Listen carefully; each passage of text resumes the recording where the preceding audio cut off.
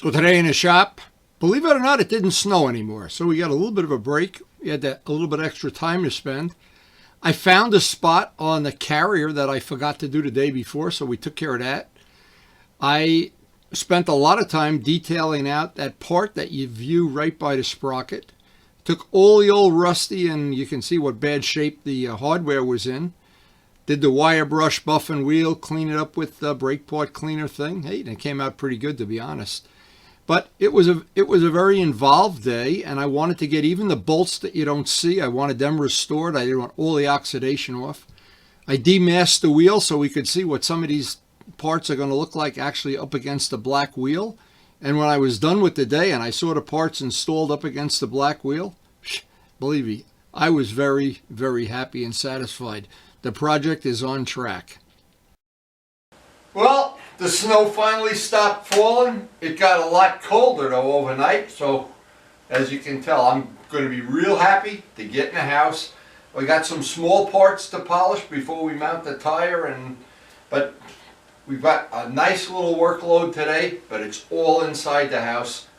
Lucky me. So Karen has told me it's going to be a short day. We have some family things to do, but I still have all the hardware to polish up on that back wheel project. I don't know how much of it I'm going to get done today because Karen will basically set the parameters for that.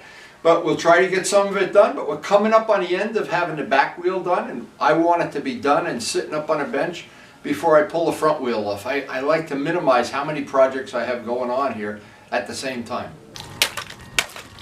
Got to keep that hole in the ice here on the Titanic dock. So the kids invited me to go sleigh riding this afternoon. Not sure I'm going to have time to do that. We have bigger fish to fry here in the Windy Motorcycle Collection. But I'm not sure. I could change my mind about that.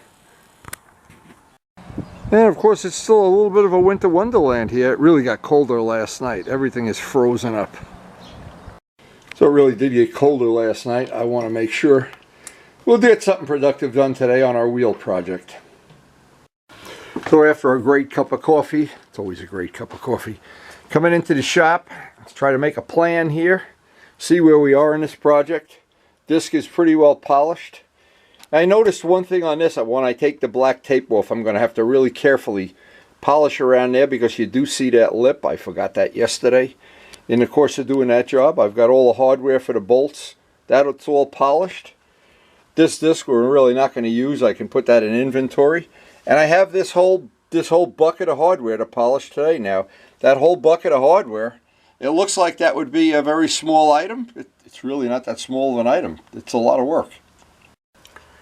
And Dallas, I hope you're inspired to do some wheels. Oh boy, these came out great. Absolutely great. That just couldn't have been better. Wow. I am so happy with those wheels. Anyway, but there's all these little parts of the project still have to be done. We have the tire valve, got to mount the tire. But I think today, because it's going to be a short day, we'll look at what we can do with that hardware. Now, a lot of times it's little details like polishing up the hardware. Some of this hardware is in pretty rough shape, too. And I'll go by this piece by piece. And here's the other thing. I don't care how long it takes to do this because we're in the middle of this winter. We're not going riding this afternoon. We're not going riding for a while. More than one day. But anyway, if I can clean this up. Now the objective, of course, is to get the rear wheel tire mounted, all the parts that return it to, that I can just swap it on the evil twin part of this project. To have that done before I take that front wheel off. Because once I take the front wheel off, this will then go in the back burner and I'll have room. Otherwise, what happens here, you don't really see it on the video, but I run out of room. And I've had many, many bikes here at the same time, parts and Mark Morgan's and Vlad's stuff, and it takes a lot of the fun away from doing it. If you can work on one, or in this case, two projects, but these two projects are bouncing back and forth, simple reason, the Kangaroos still have Joe's decals. And of course, the day we get the decals, we're going to have to make a corporate decision and hopefully be able to paint. But in the meantime, having it up to this point, I know that color match. I know Joe's just going to be thrilled. He hasn't seen it in real life yet, but it's really nice. But we are bouncing back and forth on two different projects at this time.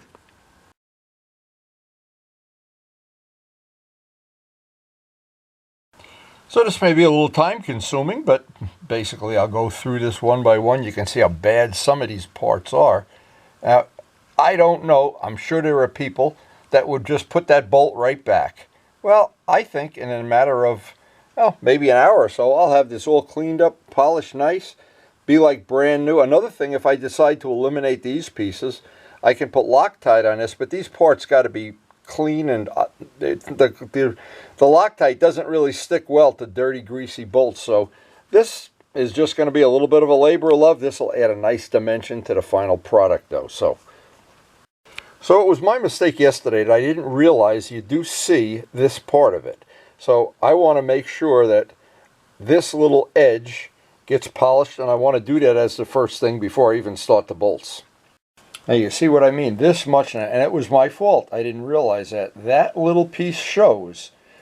So again, I want to be real careful here. I don't want to get any compound down in there. So I'm going to pull this off first and just leave that lip exposed, and then I can just buff that off. Because that's going to be one final little part, and we're going to get the new sprockets coming from Vlad. So every little detail, when you see that, the bolts will be polished. It's all little details, and they all add up. So I want to show this. I want to re-backmask this, but leaving that lip exposed. I just want to see that lip. So it'll be a little, and of course with this tape, I don't want to compromise and get the seal all chewed up. So I'm going to have to be real careful when I put the new piece of Gorilla Tape on there.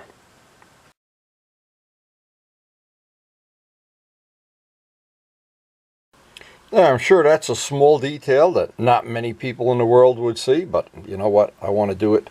If we're going to do this and spend all the time and energy, let's make it as good as we can.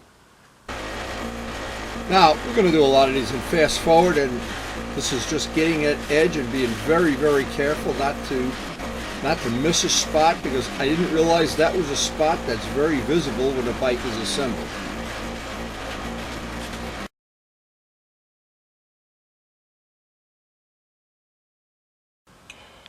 Even that little lip, that's going to make a big difference in the final part. Again, it's all these little details that all, when you have a bike, you think nobody's going to ever notice that. And the first thing you do is you go somewhere and somebody says, oh, you got a rusty chain. Oh, look at a bolt is rusty or something. Or you got a tooth missing or whatever.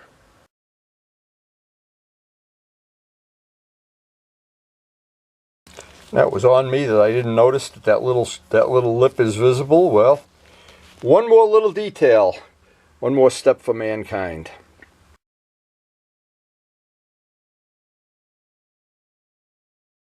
So these parts, one by one, I'll take them over, degrease them, get some of the grease off of them, and just run them on either the polishing wheel or the buffing wheel. Each one of these I'll do individually, and you can see now it would be. I've taken bikes apart that other people, I bought used bikes from people, and boy, they just put stuff back. I don't know. I don't do that, but I would always want every one of these to be cleaned up as much as possible. The goal is to make the bike better than the factory made it, and I'm not sure how much we can do that, but I know we can renew these bolts a little bit, and every time we do one of these little parts, that bike that you just can't buy brand new for any amount of money is one step closer to being better than the factory made it.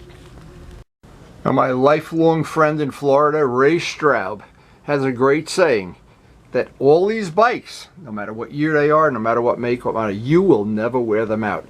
They die of neglect, but you never wear them out. And there's a certain amount of truth. If you renew these bikes and keep the maintenance up and replace parts and do oil changes, they will outlive you. So the first thing, the first of the parts, I think we can make that a little bit nicer. You'll be the judge.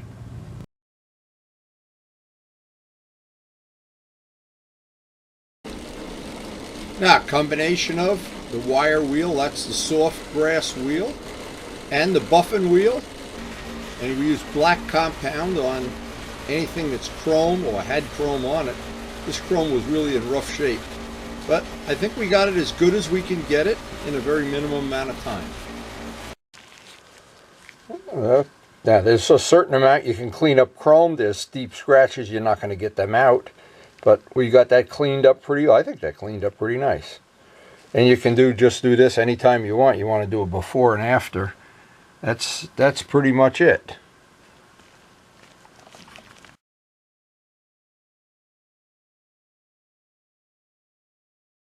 And I always think I like to look at these two parts and say, which part do I want on my restored bike that I'm spending a whole ton of time in? And what's going to look nicer up against a nice shiny black wheel?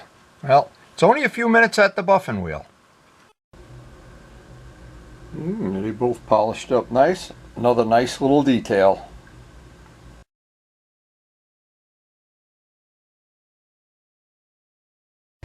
Next step on this is the bolts, and the soft brass wire wheel will clean that right up, and it'll allow, if we Loctite the nuts on instead of using those little tin plates, it'll allow the Loctite to get a better grip.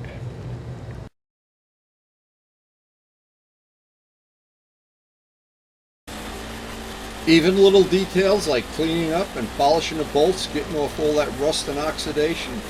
I just think it's the workmanlike way of doing a correct restoration. And as I always say, you can figure it out. Which bolt do you want to have on the back of your bike? I don't know. These decisions get easier and easier, and it's only a few minutes at the wheel or at the buffing wheel, and you've got things. Now that's what I think a correct restoration should be like.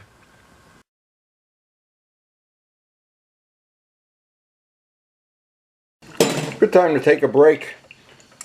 Hey, every time doing this kind of work, dirty, boring work, a cup of coffee makes it go easier. So, back from our coffee break, we'll get the rest of these done off camera to get rid of the bolts out of this package. We'll go over to the wheel with that right now. And then one by one, we're going to address these parts. I don't think we're going to use these. I've thought it through. And then I'll clean up the nuts here. It's a lot of redundant work, but boy, I think these little details really make the motorcycle just that much nicer and well worth it. Okay, all the bolts are done, so we're going to move on to the next parts. But one by one, the parts are just appearing on the finished part table like magic. And some parts, it's just a question of just running it on a buffing wheel for 30 seconds to a minute, and it comes out like a brand new part. Or in this case, getting rid of all this corrosion and all this rust, I just don't know. I like the bikes to be shiny and polished. And these wheel spacers on both sides of the wheels are visible parts. I know because when the bike is assembled, many times I've gotten in there with a thin rag and tried to polish them. It's easier to do it on a buffing wheel.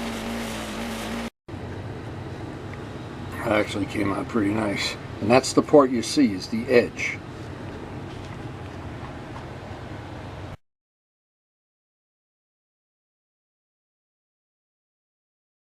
And we'll see how the nut and the washer can come out. And these are pretty well corroded up.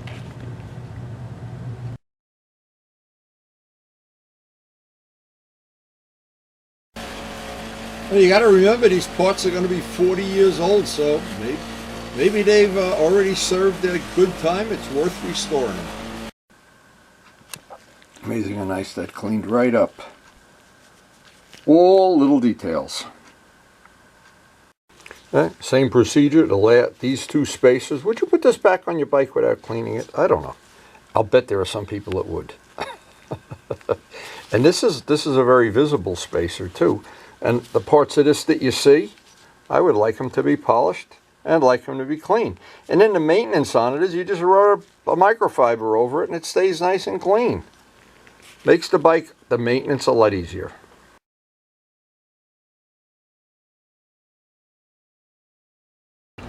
And boy, that makes a difference. That is definitely, to me, that is definitely worth every minute I've spent in the course of the day to get this hardware refreshed.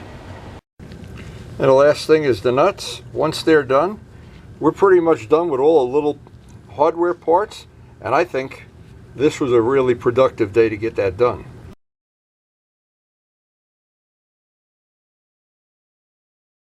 All right, I have time for one more little thing to do today. Karen's been monitoring the time because we do have family stuff to do, but I thought I'd get the back masking off that wheel and try to see how some of our parts look up against it. And boy, I'm excited about doing that. Now, it's been sitting under a heating vent a few extra days. It's always in my advantage to have extra time before you start working on it and putting a tire and valves and everything in it. Now, before I end the video, I'm going to do some pull off this back masking just so I can get a look at how to wheel and some of the parts are going to play together. Well, I wanted to share a little story I had about my late friend John DeTavio, who I met when I was 16 years old. And this changed my life forever, this one incident. We built models together and we worked together and we were friends together. We flew model planes together, of course. But during the course of our life of many years, and I met him when I was didn't even drive yet, one of the things, he worked for me for 3 years when we were renovating the rental property I owned. And he taught me a lot of the basic 101 skills of construction work. And thank you, John, for that and for many things. But the biggest thing he taught me is as he was getting older, and he was 87 at the time, and I wanted to carpet my garage. Now, John was a carpet installer. He had a carpet installing business. And I had worked for him part-time, helping him when he needed extra help. He worked for me. We had a great relationship. But he would always have something that I thought was really special. He'd always have what I call these little life lessons at the end of every day. He'd say, oh, well, you know, that's good, but yeah, that's not going to work, or whatever. And he really influenced my life. Now, this is the point I'm coming to. When he was 87, I said, you know, you're getting a little too old to help me carpet the garage. I'm going to hire a younger guy because it's a two-man job to do that. You got to use these big, giant, heavy rolls. And he said, nonsense, you and I'll do it together. And he took me aside and gave me a speech, and he said, if you don't stay busy, you're going to get old. The minute you stop doing work and doing things, you're going to get old so fast. And he says, look at so-and-so and look at so-and-so. And when I did, I said, oh my God, he's right. And so we carpeted the garage together. And he said, the biggest lesson to learn as you get old is stay busy. And I've tried to influence all of my friends that they see that I'm working. You know, I certainly could be retired and eating jelly beans all day or whatever, but whether you renovate a house or you buy an old motorcycle or you build model planes, it doesn't matter. But you got to stay busy. And Karen and I at one time, this is absolutely a true story. We joined the gym. This was about the time I was restoring the Green Ninja. And I remember joining the gym and joining all these big muscle guys and everything. I said, well, I'm not interested in that. What I'm interested in is living a normal life longer. I need better mileage. And talking to the people at the gym and that, they decide that it works for them to go and do their thing at the gym. But what I found works for me, just buy an old motorcycle and you'll tack on 10 years onto your life. Anyway, I'm really happy the way that came out. I just couldn't be happier. And John, thank you. John passed away at 92. He was a lifelong friend since I was a young man. Thank you for all the good advice. Now, this is a really good tip. I've got a piece of 400 sandpaper. I'm going just kissing the edge here for one reason. There was a time when I mounted the tire and I had a leak around a bead, and when I took the tire back off, there was a tiny piece, I mean a tiny piece of tape that I had left on there, and it does not seal to the tape. So by cleaning this up, I've kind of hopefully ensured that that's not going to happen. And the next thing is to take off all the tape around the hub. Get this off of here. I'll clean these up on the wire wheel so we don't have any residue on them before we do the next wheel. And I want to get all that masking tape off very carefully. Now, I don't want it to pull up at the edge, so I'll keep a razor blade right around the edge because we do have a lot of paint buildup around the edges. There's always paint that goes around the edge, so I want to be real careful about taking that tape off. Now, I really have to admit, the Gorilla Tape worked a lot better than the blue tape. Maybe that's one of the things I'll be using in the future as a good, I think it's a good tip. And, well, I guess it's all mystery meat until we get this all put together. But anyway, that did look like it worked okay.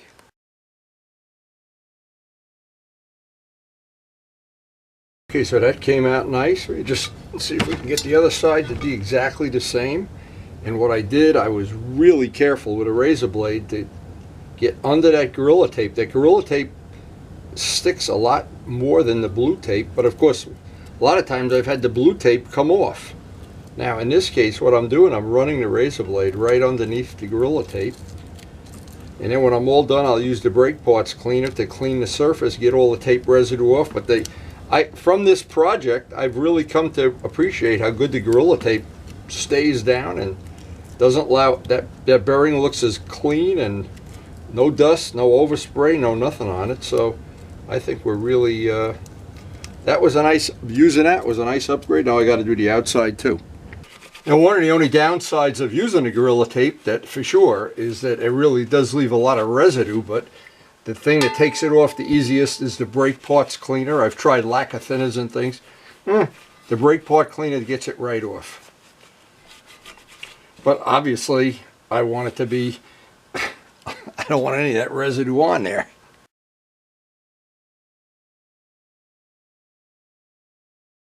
Now here's what I really wanted to get a view of. See how that's going to look. The polished part against the black, I really think that's going to look nice.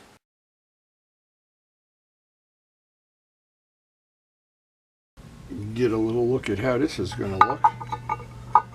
We don't have the rubbers in there, but yeah.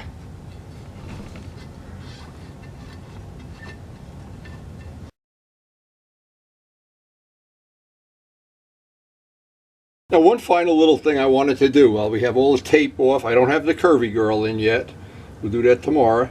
I wanted to see where this wheel is going to balance, where's the heavy spot. Because don't forget, we've added weight in terms of paint, and maybe it wasn't in balance to begin with. So I want to find where the heavy spot is. This will be pretty cut and dry. And what I'll do is just keep that in mind. It looks exactly like where the valve is, or very close to the valve. Yeah, the heavy spot is right here. So let's see, and I can just... See, the problem is we always relied on that red dot. Now, Michelin tires don't have the red dot. They're supposed to balance, that if they have one out of balance, that it needs a red dot, they don't sell it. So what that'll tell me is when I put the Michelin tire on here, if it still balances this way, in other words, it's looking like, well, I don't know how out of balance it is. I don't even care, but it definitely is heavier down by the valve. So that's the heaviest part, and we're going to add the weight of the curvy girl. So I'll keep in mind when I do the balancing that this will probably be the heavy spot. Now, it'll be our lucky day if the heavy spot of the Michelin tire is up here. But you never know if it's your lucky day until you do this. But the wheels now, and in a perfect world, once I put the curvy girl on, this would all balance. But it's not going to get better when I put weight down at the bottom. That's just not going to happen. I've balanced enough propellers, even 5-blade propellers, that really are difficult to balance. To note it, we are definitely going to be very careful about how we balance this now. But so far, this is as good as it gets. I couldn't be happy with the way this wheel is coming out. So it's safe to say we had a productive day. I hope there's been some information you can use, or if you're going to do one of these wheels, like, well, Dallas, I know you're interested in doing this. And we have other people, of course, that have done it or are going to do it. Maybe it is good information you can use. I want to thank the healthcare workers. Guys, thank you one and all, because without, if I were sick, anybody in my family was sick, this stuff comes to a grinding halt. And this is only because you guys have made it possible that we've been safe. So thank you so much. And I can't really thank you enough on a video. Thank you over and over. And I hope you did enjoy the video. And of course, thanks for watching. So we do try to post up something new every day. It's, well, this time of year, we're pretty much working in the shop every day. Nobody wants to be outside. Anyway, I thought I'd share at the end of this video a few really memorable pictures. Now, I've shared these before, but this is the whole album. And this was a day we went on a group ride, 5 bikes. I think Charlie led the ride, or Joe, I don't remember. But he had his classic MV Augusta. This is a very rare collectible bike. It's hard to explain on a video what this bike sounds like when you ride behind it. It's got a very defined exhaust and gear whine. It's got gear-driven cams. It's a very rare bike, very expensive, very collectible. And I don't know if Charlie still has it or not, but we went on this group ride. Several times we rode it with this bike. We rode one time down by Charlie's house, and I remember Charlie leading the ride, so maybe he didn't. I don't know. I had the West Cooley bike on this day. We had a couple other friends. Joe was on this ride too, and things that you never forget. You never forget the sound of this bike riding behind it and that gear whine, those gear-driven cams. It's the sound of a funny car. It's the only thing. It's very unlike an R6 or a V-twin or whatever. It has a really unique sound. Very cool bike. There's Charlie standing by it. Now, one of the cool parts of this ride was we stopped for gas, and a guy pulled into the gas station and was talking to Charlie, and he knew exactly what that bike was and how rare it was and what a collectible bike it was. So it kind of made Charlie's day complete. He was real happy. We were all happy, in fact. What am I talking about? Look around, what a beautiful day this was. We went up to Eagle's Nest. We were up there on top of, met some other riders there, some guys riding sport bikes. But the best part of this day, I know Joe knew someplace at a marina, and I don't have these pictures in order. They're just random. He had I think it was his friend, was the owner of the marina. We went to this marina, parked the bikes. They were really nice and friendly. We had a great meal. We sat and chatted for, maybe an hour on a beautiful, beautiful day. Watched the sailboats go in and out. And I don't remember how many miles this ride was. It was a nice, just a beautiful day. And I remember thinking, wow, life doesn't get a lot better than this. And this is why it's worth doing all this work and energy on these old bikes. Because the day comes, and it's coming soon, when we're going to be out riding. It's hard to imagine today. There's snow in the driveway. The garage is 20 degrees. But this day is coming. And when it does, those black wheels will be on that motorcycle. So I hope you enjoyed the video. As we fade to black, thank you so much, guys, for watching.